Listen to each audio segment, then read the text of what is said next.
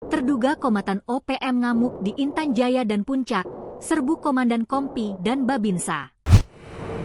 Serbuan brutal membuat kampung Dogiai dan Ilaga di Papua mencekam. Terduga kombatan dan simpatisan separatis Papua dari kelompok OPM dan KSTP, kelompok separatis teroris Papua, menyerang anggota TNI pada Selasa, 7 Mei 2025 sore.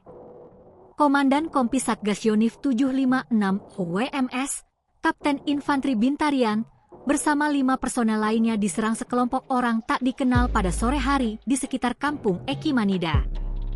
Para pelaku melakukan penyerangan menggunakan parang pada Senin, 5 Mei 2025, sore di kampung Ekimanida, Distrik Kamu, Kabupaten Dogiai, Provinsi Papua Tengah. Akibat serangan tersebut, satu anggota Yonif 756 WMS, Serda Iriandi, mengalami luka akibat terkena panah di lengan kanan. Sementara itu, seorang terduga pelaku bernama Enias Tebai berhasil diamankan. Dari tangan pelaku ditemukan barang bukti berupa panah. Aparat TNI Polri segera bergerak cepat. Selain mengamankan pelaku, mereka juga bersiaga untuk mengantisipasi aksi susulan.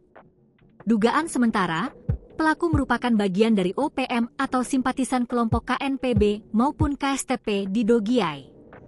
Di lokasi berbeda, Babinsa Koramil 171701 Ilaga, Kabupaten Puncak, Provinsi Papua Tengah, juga diserang oleh orang tak dikenal, OTK, pada Selasa, 6 Mei 2025, pukul 15.35 WIB, di Kompleks Pasar Tradisional Ilaga, Kampung Kago.